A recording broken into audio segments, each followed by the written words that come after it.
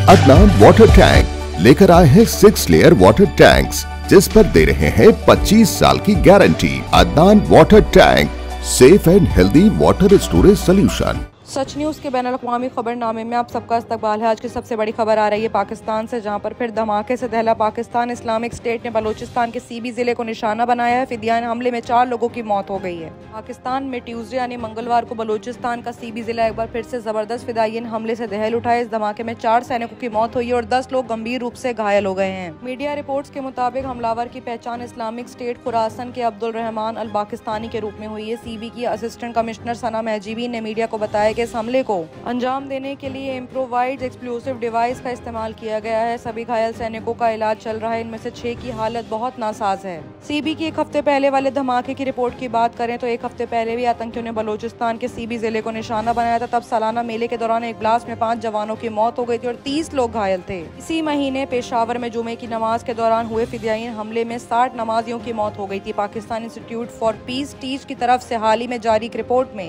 आशंका जताई गई है कि पिछले कुछ सालों से पाकिस्तान में धीरे धीरे अराजकता बढ़ती चली जा रही है। इस वजह से देश की आंतरिक सुरक्षा को लेकर गंभीर संकट भी पड़ रहा है।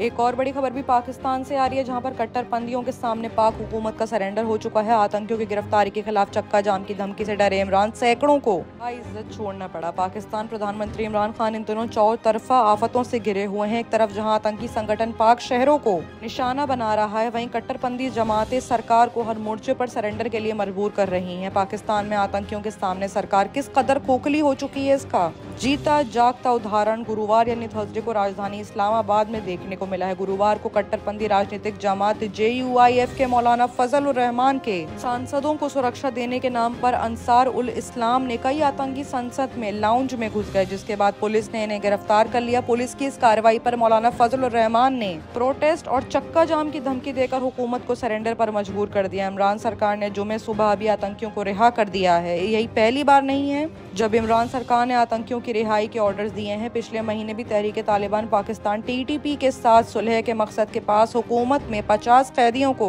रिहा किया गया था। हालांकि तहरीक तालिबान 102 आतंकियों की रिहाई चाहता था। इमरान खान को पद से हटाने के लिए विपक्ष यानी अपोजिशन ने तैयारियां कर ली हैं। पाकिस्तान में अपोजिशन की तरफ से लाए गए अविश्वास प्रस्ताव पर 22 मार्च को वोटिंग होनी है।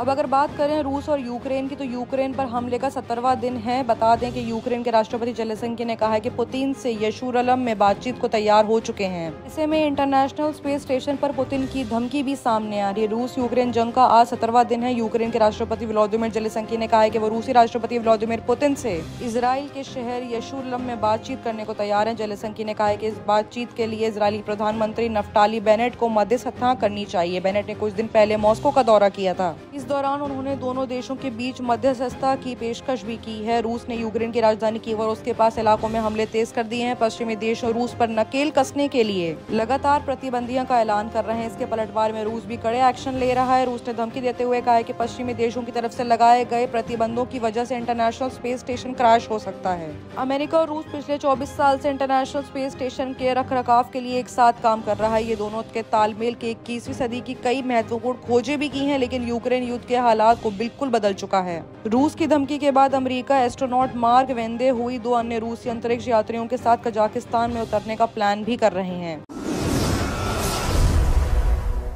बात अगर आप सऊदी अरेबिया की करें तो अब सऊदी अरब के स्कूल में बच्चों को सिखाया जाएगा योगा। शुरू हो चुका है नया कोर्स। दुनिया भर में योगा को स्वास्थ्य की दृष्टि से बेहद पसंद किया जा रहा है। अब सऊदी अरब भी अपने स्कूल में स्पोर्ट्स कैरिकुलम के रूप में योगा को जगह देने जा रहा है। सऊदी योग कमेटी के अध्यक्ष नौफ अल मारवाई ने कहा है कि 2017 में ही कॉमर्स मिनिस्ट्री ने इस कोर्स को इम्पोर्टेंस देना शुरू कर दी थी। शिक्षा मंत्रालय के सहयोग के साथ वो सिलेबस शुरू किया जाएगा। नौफ ने कहा है कि इस कोर्स से बच्चों को हेल्थ में काफी इजाफा मिलेगा। बीते दिनों योगा के फायदे को लेकर सऊदी स्कूल स्पोर्ट्स फेडरेशन की बैठक भी थी। इस बैठक में स्कूल के प्रधानाचार्यों ने हिस्सा लिया था। अरब न्यूज के मुताबिक सभी स्कूलों के अधिकारियों ने अपनी राय रखी। योगा इंस्ट्रक्टर और आनंद योगा स्टूडियो के फाउंडर खालिद जमाल जहरानी ने कहा है कि स्कूल में हमें ध्यान रखना चाहिए कि बच्चों को हर तरह की शक्ति और हेल्थ मिलनी चाहिए। बता दें कि योगा को पूरी दुनिया में इम्पोर्टेंस दी जा रही है। 21 जून को दुनिया भर में योग दिवस मनाया जाता है। इस मौके पर देश विदेश में बड़े बड़े प्रोग्राम्स को आयोजित किया जाता है। अब अब अगर बात चीन की करें तो चीन से एक बड़ी और अहम खबर सामने आ रही है कि चीन ने किया है लद्दाख में हॉट स्प्रिंग एरिया खाली करने का दावा। गलवान पेंगोंग को लेकर भी काफी बातें कही गई हैं। भारत और चीन के बीच पूर्व लद्दाख पर पिछले 2 साल से विवाद जारी है। विवाद को सुलझाने के लिए दोनों देशों के बीच राजनयिक और सैन्य स्तर पर कई तौर पर बातचीत हो चुकी है, लेकिन अभी तक ये विवाद पूरी तरह से सुलझा नहीं है। वहीं भारत को सिर्फ पैंगोंग की दृष्टि किनारे और गोगरा पर इस एंगेजमेंट की जानकारी पूरी तरह से मिली है। पूर्वी लद्दाख में हिंदुस्तान के चल रहे विवाद के बाद चीन ने नया दावा किया है। चीन का दावा है कि उसने सैनिकों से एलसी के हॉट स्प्रिंग एरिया को खाली कर दिया है। हालांकि इस मामले के जानकार लोगों ने चीन के इस दावे को झूठा बताते हुए पूर्वी लद्दाख में अभी सभी इलाके को पूरी तरह से खाली न करते हुए बयानबाजी की है। अंग्रेजी अखबार के मुताबिक चीनी विदेश मंत्रालय ने एचटी से बात में कहा है कि चीन पूर्वी लद्दाख से जल्द विवाद को सुलझाने के लिए हिंदुस्तान के साथ मिलकर काम कर रहा है। साथ ही चीन ने दावा किया है कि गलवान, पेंगोंग और हॉट स्प्रिंग इलाके से सेना हटाई जा चुकी है। भारत और चीन के बीच लद्दाख पिछले 2 साल से विवाद में जारी है। भारत और चीन के सैन्य कमांडरों के बीच 11 मार्च को 15वें दौर की बातचीत हुई थी। इसके बाद चीनी विदेश मंत्रालय के इस मुद्दे पर बात की थी। चीनी विदेश मंत्रालय के बयान जारी करके कहा है कि चीन और भारत के बीच 11 मार्च को 15वें दौर की बातचीत हुई है। इसके बाद एक संयुक्त बयान जारी किया गया है। पिछले साल से दोनों देशों की सेनाओं ने गलवान घाटी, पेंगोंग झील